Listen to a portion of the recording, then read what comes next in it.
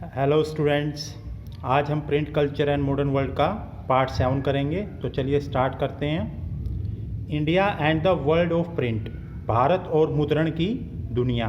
ठीक है, इसके बारे में पढ़ते हैं हम। यानी कि इसमें स्पेसिफिकली ये है कि इंडिया में प्रिंट कब आया, ठीक है, और प्रिंट से पहले यानी कि मुद्रण से पहले इंडिया में कैसे किताबें होती थी।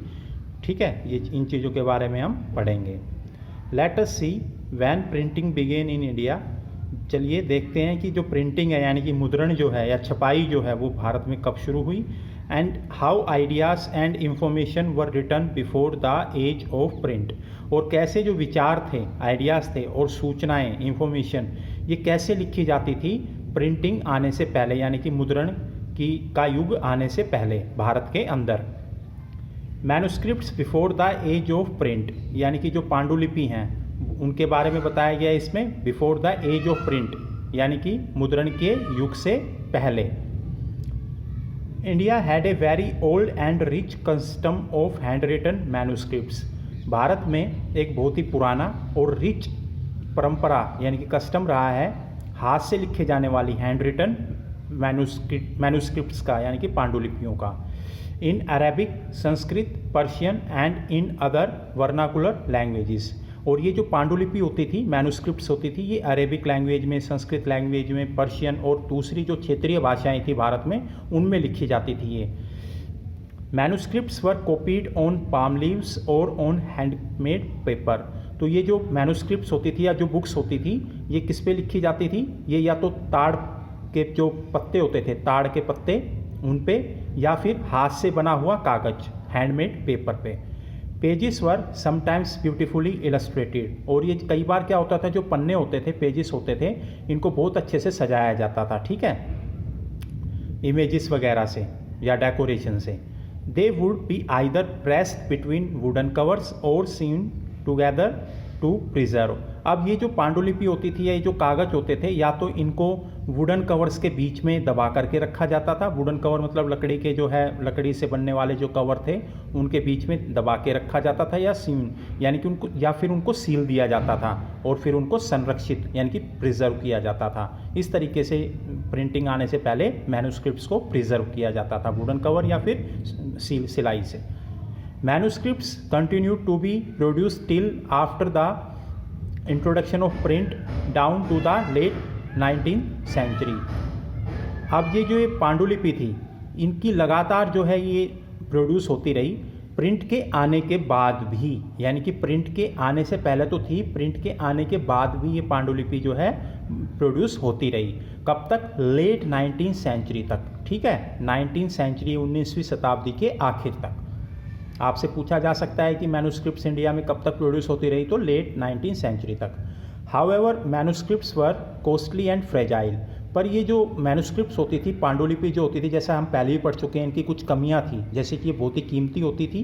कीमती इसलिए क्योंकि ये हाथों से लिखी जाती थी, और हाथों से लिखना मतलब कितना लेबर होता था, कितनी मेहनत करनी पड़ती थी।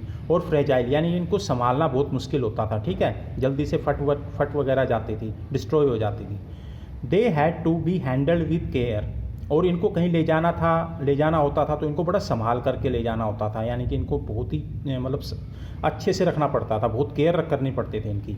And they could not be read easily as the script was written in different styles. अब इन पांडुलिपियों को पढ़ना भी बहुत मुश्किल होता था, आसानी से नहीं पढ़ी जाती थी, क्योंकि इन पांडुलिपियों में जो लिपि होती थी, स्क्रिप्ट होती थी, वो अलग अलग तरीके से लिखी जाती थी, अलग अलग स्टाइल्स की होती थी। तो आपसे पूछे कि मैन्युस्क्रिप्ट्स की क्या कमी होती थी? कॉस्टली थी, फ्रेजाइल थी, केयर से रखना पड़ता था, आसानी से नहीं पढ़ी जा सकती थी, क्योंकि उनकी स्क्रिप्ट जो है वो अलग अलग स्टाइल्स में लिखी जाती थी, ठीक है। Therefore manuscripts were not used widely in everyday life. इसलिए रोज़मर्रा की ज़िंदगी में मैन्युस्क्रिप्ट्स यानी कि पांडुलिपियों को जो है यूज़ नहीं किया जाता था, कॉमनली साधारणतः यूज़ नहीं किया जाता था। Even though pre-colonial Bengal had developed an extensive network of village primary schools, यानी कि बंगाल की बात हो रही है यहाँ पे, तो बंगाल जब गुलाम बनने से पहले, बंगाल पे अंग्रेज़ों के कब्जा होने से पहले बंगाल में बहुत ही व्यापक नेटवर्क, जाल जो है वो फैल गया था, नेटवर्क फैल गया था किनका? विलेज प्राइमरी स्कूल्स का, यानी कि प्राथमिक जो विद्यालय थे गाँव में उनका। Students generally did not read text और इन स्कूलों में जो विद्यार्थी जाते थे, जो बच्चे जाते थे पढ़ने के लिए, वो कोई किताब वगैरह नहीं पढ़ते थे, टेक्स्ट वगैरह नहीं पढ़ते थे। They only learn to write, यहाँ पे सिर्फ वो लिखना सीखते थे, ठीक है, सिर्फ लिखा कैसे जाता है अक्षरों को वो सीखते थे, पढ़ाई किताबें नहीं होती थी इनके पास। क्योंकि इसका रीज़न ये था, teachers dictated portions of text from memory and students wrote them down. क्योंकि जो टीचर्स थे इन स्कूलों में, जो अध्यापक थे, ये अपनी मेमोरी से, अपनी जो इनकी याददाश्त होती थी या दिमाग से जो हिस्से थे, पोर्शंस थे किताबों के, वो अपने दिमाग से ही वैसे ही मौखिक रूप से बच्चों को लिखवा देते थे, ठीक है, कोई किताब नहीं पढ़ते थे, बस अपने जो याद होता था इनको, ठीक है, मेमोरी से ही लिखवा देते थे। Thus many became literate without ever actually reading any kind of text. इसलिए काफ़ी सारे बच्चे जो है साक्षर बन गए बिना कोई किताब पढ़े, क्योंकि ये जो टीचर थे वो तो मतलब अपने मन से लिखवाते थे, मेमोरी से लिखवाते थे, इसलिए सिर्फ इनको लिखना आता था, पढ़ना नहीं सीख पाए। एक ये देखते हैं, ये पेजेस फ्रॉम गीत गोविंदा ऑफ जयदेव। तो आपसे पूछा जा सकता है कि गीत गोविंदा बुक किसने लिखी थी? जयदेव ने लिखी थी। इसको अच्छे से बेटा ध्यान में रखना।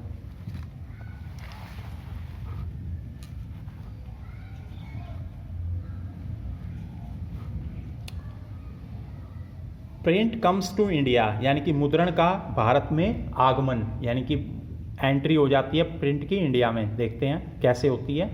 The printing press first came to Goa in the mid 16th century with Portuguese missionaries. तो जो प्रिंटिंग प्रेस है, यानी कि जो मुद्रण यानी कि छपाई की जो प्रेस थी, मशीन थी, ये सबसे पहले कहाँ आती है? गोवा में आती है। कब आती है? मिड 16th सेंचुरी में। कौन लेकर के आता है? पोर्टुगीज मिशनरी, यानी कि पुर्तगाली धर्म प्रचारक। ये धर्म प्रचारक कौन थे? जो ईसाई धर्म का प्रचार करते थे, ठीक है, ये अपने साथ लेकर के आते हैं सबसे पहले गोवा में। पूछा जा सकता है कौन लाया था प्रिंटिंग सबसे पहले? गोवा में आई थी 16 में, और पोर्टुगीज मिशनरीज लेकर के आए थे। Jesuit priest learn Konkani and printed several tracts. अब ये जो जीसियट यानी कि जो रोमन कैथोलिक चर्च से जो संबंध रखते थे उनको जीसियट प्रीस्ट बोलते हैं, रोमन कैथोलिक चर्च से जो बिलोंग करते थे। इन्होंने कोंकणी भाषा सीखी और इसी भाषा में जो है काफ़ी सारे जो निबंध लिखे, ठीक है, लिख करके छापे, ठीक है, छपाई की काफ़ी निबंध की कोंकणी में। पूछा जा सकता है कि सबसे पहले कौन सी लैंग्वेज में? तो Konkani language. About 50 books had been printed in the Konkani and the Kanara languages by 1674। लगभग 50 बुक्स जो है वो छापी जा चुकी थी कोंकणी और कनारा लैंग्वेजेस में, भाषाओं में 1674 तक, ठीक है। Catholic priest printed the first Tamil book in 1579 at Cochin. तो कैथोलिक जो पादरी थे, कैथोलिक धर्म से यानी कि ईसाई धर्म में जो कैथोलिक थे, दो थे ना, कैथोलिक और प्रोटेस्टेंट। तो कैथोलिक जो प्रीस्ट थे, इन्होंने सबसे पहले तमिल किताब जो है उसकी छपाई की 1579 में। कहाँ पे? कोचीन में। याद रखना बेटा, कहाँ पे पूछेगा तमिल बुक 1579, कोचीन, और किसने? कैथोलिक प्रीस्ट ने। The first Malayalam book was printed by them in 1713। अब इन्हीं के द्वारा पहली मलयालम बुक भी जो है वो प्रिंट की गई। कब? 1713। ये डेट्स याद कर लेना बेटा, किसने क्या किया। Dutch Protestant missionaries had printed 32 Tamil text bye 1710। अब डच के यानी कि जो नीदरलैंड के थे, ठीक है, इनके जो प्रोटेस्टेंट, जैसे मैंने कहा ना कैथोलिक और प्रोटेस्टेंट, ये भी ईसाई धर्म का ही एक संप्रदाय था, ठीक है। तो इन्होंने प्रोटेस्टेंट धर्म प्रचारकों ने 32 तमिल टेक्स्ट जो है वो छापे। कब तक? 1710 तक, ठीक है। Many of them were translation of older works, जिनमें से काफ़ी जो है वो व्याख्याएं थी, ठीक है, अनुवाद। ट्रांसलेशन मतलब अनुवाद थे पुरानी जो किताबें वगैरह थी उनके, ठीक है। तो यहाँ पे देख सकते हो आप, जीसियट प्रीस्ट ने भी जो पब्लिश किए, पोर्टुगीज मिशनरीज ने भी, कैथोलिक प्रीस्ट ने भी, डच प्रोटेस्टेंट सभी ने जो है, याद रखना बेटा, तमिल, ये सारी लैंग्वेजेस किसने क्या पब्लिश किया। The English language press did not develop in India till late, even though English East India Company started to import presses from the late 17th century. तो इंग्लिश लैंग्वेज प्रेस यानी कि वो वाली मुद्रण की तकनीक जिससे कि इंग्लिश लैंग्वेज में छापा जा सके, अंग्रेजी भाषा में छापा जा सके, वो कब तक विकसित नहीं हुई थी इंडिया में? डेवलप कब तक? लेट, काफ़ी बाद तक जो है डेवलप नहीं हुई थी इंडिया में। जबकि जो इंग्लिश ईस्ट इंडिया कंपनी थी, ये काफ़ी पहले से ही इंडिया के अंदर इंग्लिश जो प्रेस छपाई करने वाली मशीन ला चुकी थी 17वीं शताब्दी में, लेट 17, यानी कि लेट 17th सेंचुरी में जो है इंग्लिश प्रेस आ गई थी, फिर भी प्रिंटिंग इंडिया में शुरू नहीं हुई थी इंग्लिश की, काफ़ी लेट तक। ठीक है, इन 1780s आप देख सकते हो कि बाकी सारी लैंग्वेजेस में पब्लिशिंग होने लग गई थी प्रिंटिंग, पर इंग्लिश में एक भी बुक नहीं है, आप देख सकते हो ऊपर। इन 1780 1780 के दशक में James Augustus Hicky started to edit the Bengal gazette. तो एक अंग्रेज़ थे 1780 के दशक में, जेम्स हिक्की, इन्होंने जो है बंगाल गजेटे जो है वो पब्लिश करना शुरू किया, प्रिंट करना शुरू किया। ए वीकली मैगजीन, ये क्या थी, एक साप्ताहिक पत्रिका थी, याद रखना बेटा, साप्ताहिक Bengal gazette, which described itself as a commercial paper open to all. और ये जो था, ये क्या था, कमर्शियल पेपर मतलब एक ऐसी मैगजीन जिसको कोई भी हर किसी के लिए, कोई भी इसको पढ़ सकता है। ठीक है, सभी के लिए ओपन है, बट इन्फ्लुएंस्ड बाय नन। और ये मैगजीन जो थी किसी से भी प्रभावित नहीं थी, क्योंकि जो हिक्की था वो एक अंग्रेज़ था, तो इस मैगजीन को पर किसी का भी प्रभाव नहीं था, पूरी इंडिपेंडेंट थी, मतलब कि कोई हर फ्रीली अपने विचार जो है वो रखती थी लोगों के सामने।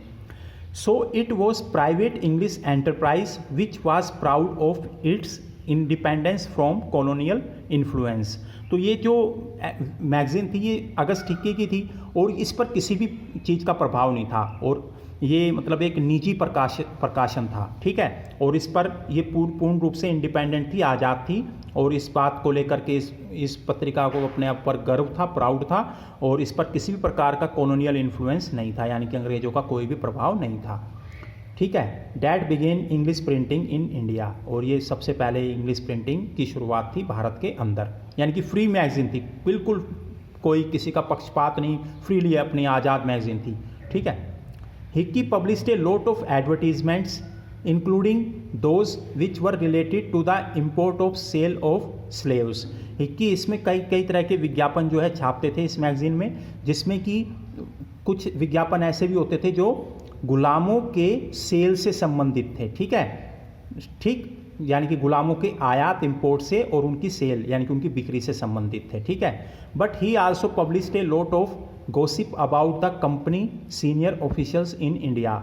इसके अलावा जो हिक्की थे वो इस मैगजीन में काफ़ी जो गपशप वगैरह होते थे ना, गॉसिप मतलब चुगली वगैरह या इस टाइप की चीज़ें, वो भी काफ़ी सारी छापते थे। किसके बारे में, जो कंपनी के यानी कि ईस्ट इंडिया कंपनी के जो बड़े बड़े ऑफिसर्स थे भारत में, उसके बारे में भी लिखते थे, और ये चीज़ें कंपनी के ऑफिसर्स को बिल्कुल भी पसंद नहीं थी। Governor general Warren Hastings persecuted Hicky as he was enraged by this and encouraged the publication of officially sanctioned newspapers which could counter the flow of information which destroyed the image of the colonial government। अब उस समय जो governor general थे Warren Hasting, Bengal के जो governor general थे, ठीक है, बंगाल के, याद रखना बंगाल के थे, इन्होंने क्या किया, सजा देने की कोशिश की, किसको, हिक्की को, क्योंकि हिक्की जो छापते थे सीनियर ऑफिशियल्स के बारे में, कंपनी के जो भी वो गड़बड़ करते थे वो सारी चीज़ें छापते थे, और वैरन हेस्टिंग को ये बिल्कुल भी पसंद नहीं था। ठीक है, इसलिए वो उसको सजा देना चाहते थे, और हिक्की चाहते थे कि ऐसे ऑफिशियली सैंक्शन न्यूज़पेपर्स छापे जाएं, यानी कि ऐसे अखबार छापे जाएं जिनको सरकार का समर्थन हासिल हो, यानी कि जिनको सरकार के बारे में बड़ी, मतलब ईस्ट इंडिया कंपनी के बारे में बड़ी तारीफ या बढ़ा चढ़ा करके बातें लिखी जाएं।